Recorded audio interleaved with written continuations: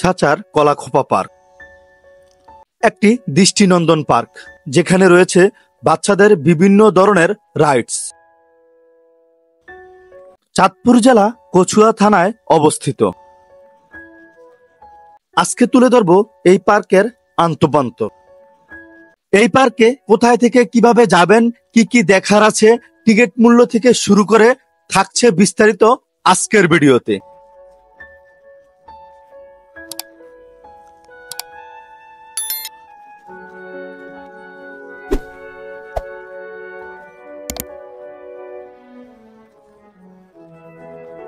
প্রথমেই জেনে নেই কোথায় থেকে কিভাবে আসবেন। ঢাকা গুলিস্তান থেকে যে কোনো বাসে করে প্রথমেই আপনাকে চলে আসতে হবে গরিপুর। ভাড়া পড়বে 150 টাকা। সময় লাগবে 1 ঘন্টা থেকে 1 ঘন্টা 20 মিনিট। গরিপুর থেকে সিএনজি করে আপনাকে চলে আসতে হবে সাচার বাজার। ভাড়া পড়বে 50 টাকা। সময় লাগবে 30 মিনিট। সাচার বাজার থেকে আপনি চাইলে পায়েও হেঁটে আসতে পারবেন। সময় লাগবে 5 থেকে 7 মিনিট। অথবা যে কোনো অটো করে চলে আসতে পারবেন কলাখোপা পার্ক। ভাড়া পড়বে 10 টাকা।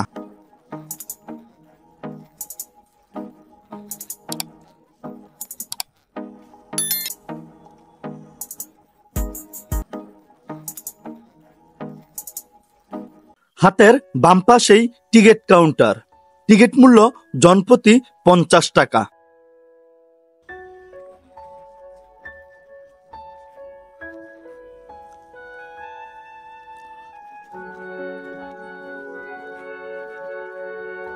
ভিউয়ার্স, আসসালামু আলাইকুম। স্বাগতম জানাচ্ছি নতুন আরেকটা ব্লগে। এখন আমি চলে আসছি সাচার কলাখোপা পার্ক। সম্পূর্ণ ভিডিও জুড়ে থাকছি আমি বেলাল। সবাইকে একটা অনুরোধ করব, যারা আমার ভিডিওটা দেখবেন অবশ্যই আমার চ্যানেলটা সাবস্ক্রাইব করে দিয়ে বেল আইকনটা ক্লিক করে দিয়ে রাখবেন। আর যারা ফেসবুক পেজ থেকে দেখবেন অবশ্যই আমার পেজটাকে ফলো দিয়ে রাখবেন। এশা প্রিতুল কমপ্লেক্স, যা সাচার পার্ক নামে পরিচিত। এই পার্কটি তৈরি করেন একজন আমেরিকা প্রবাসী জামাল উদ্দিন ভূঁইয়া। এই চমৎকার পার্কটি নিজস্ব শখের বশে এবং সম্পূর্ণ নিজের চিন্তাধারায় প্রতিষ্ঠা করেন। প্রবাস জীবনে তিনি প্রায় 13টি দেশে ঘুরে ফিরে নিজের ফ্যামিলিকে আমেরিকায় রেখে এখানে ব্যক্তিগতভাবে অবস্থান করছেন। এই পার্কের ভিতরে প্রবেশ করে হাতের ডান পাশের গেট দিয়ে ভিতরে প্রবেশ করলে দেখতে পারবেন বিশাল আকৃতির একটি জিরাফ।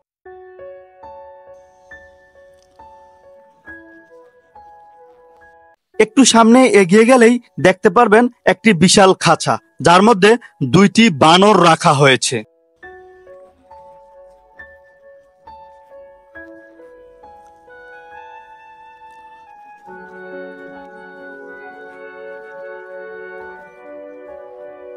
এখানে আরো রয়েছে ছোট সাহেবের রেলগাড়ি। বিভিন্ন পশু পাখির চিত্রর পাশাপাশি বাচ্চাদের আনন্দ দেওয়ার জন্য রয়েছে কিছু রাইডস।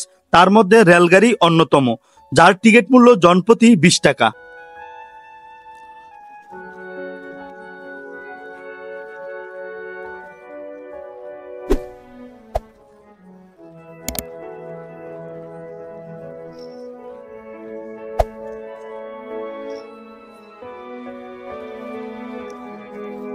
শুধু বাচ্চাদের জন্য নয়, এখানে বড়দের জন্য বিভিন্ন রাইডস রয়েছে, যেমন নাগরদোলা, কেবল কার, যার টিকিট মূল্য জনপ্রতি 50 টাকা।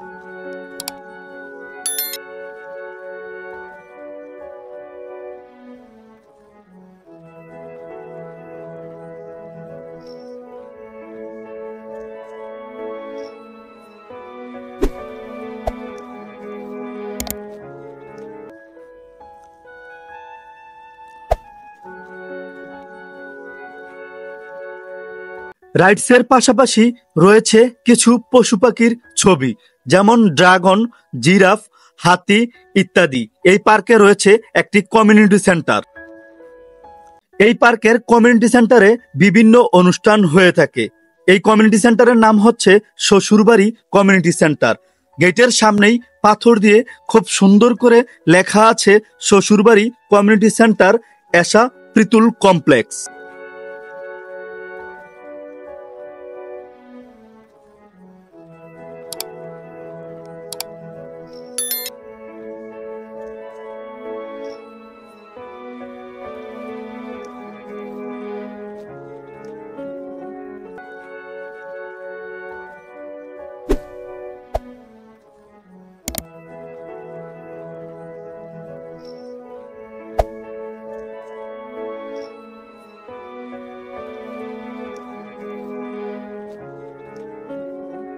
এই পার্কে খাবারের জন্য রয়েছে টোনাটুনি, ফুচকা, চটপুটি, বিরিয়ানি হাউস। এখানে আইসক্রিম, কোল্ড ড্রিঙ্কস সব ধরনের খাবার পেয়ে যাবেন, তবে তুলনামূলক খাবারের দামটা একটু বেশি। একটু সামনে এগিয়ে গেলেই দেখতে পারবেন এই বিশাল আকৃতির সূর্যমুখী ফুলের চিত্র। তবে আপনাদের দৃষ্টি কেড়ে নিবে এই ছোট্ট তাজমহলটি। আগ্রার তাজমহলের আদলে তৈরি এই ছোট তাজমহল এবং চারপাশে 4টি ছোট মিনার।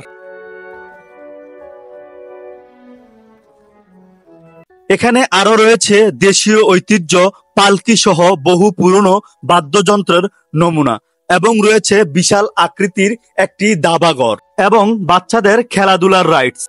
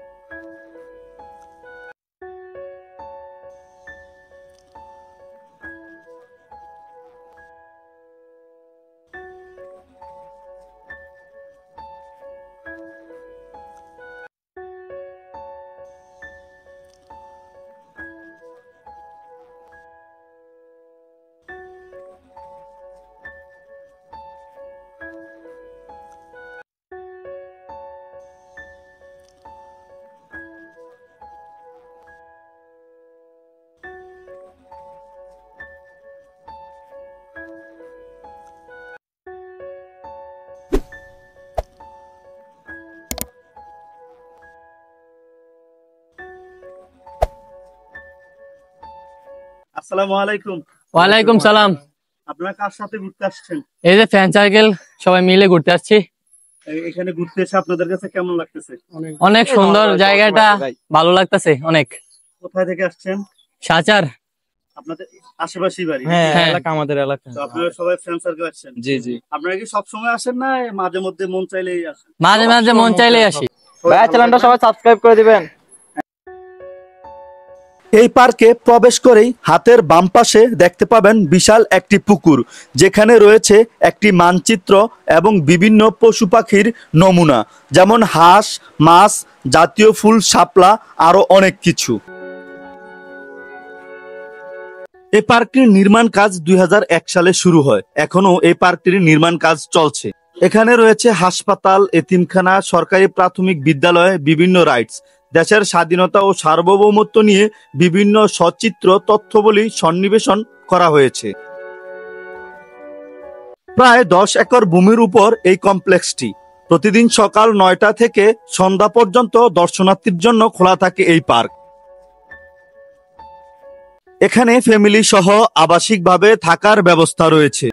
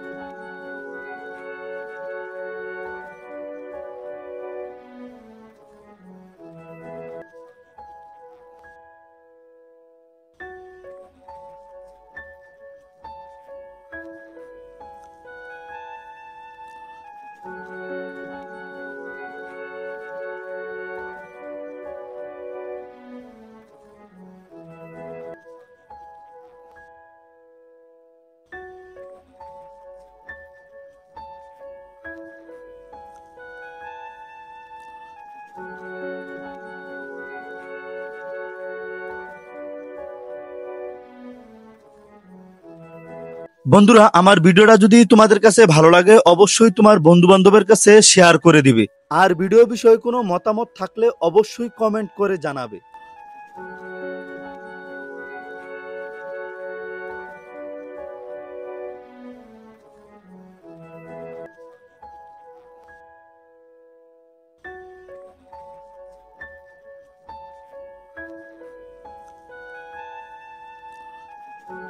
সবার সুস্থতা কামনা করে আজকে এখানেই শেষ করছি। আল্লাহ হাফেজ।